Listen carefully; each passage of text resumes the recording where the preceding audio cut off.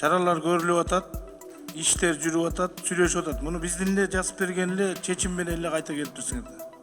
Жок бул жерде. Аткарылган эчтеке жок. Оптимизация боюнча мына аткарылган эчтеке жок. Акционерный общество деп бергенбиз.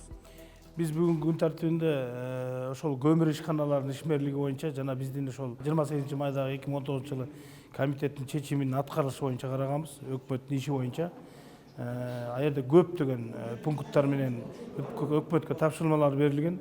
Бул болсо ошол мына бизде азыр ГП көмүр кара кечен ГП көмүр болуп түзүлгөн, ГП көмүр бар.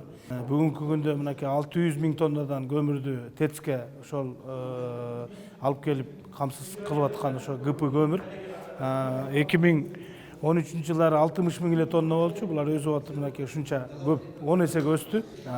Бул жакшы көрүнүш. Бирок бүгүнкү күндө алардын көйгөйлүү маселелери бар. Бул деген техникалар жок. Жана кандай кредитный акчаларды ала албайт. Себеби дегенде булар карыздары 130 миллиондон ылдый түшүп отуруп, азыр бир 50 миңге чейин, миллионго чейин, 130 миллиондон 50 миллионго чейин карыздары калды. Бул өсүш, бул көрүнүш. Жетекчилер дагы туура жумуштарды алып баратат, ал ГП көмүрдүк. Аларга эч кандай бизде мындай жаман көз караш жок.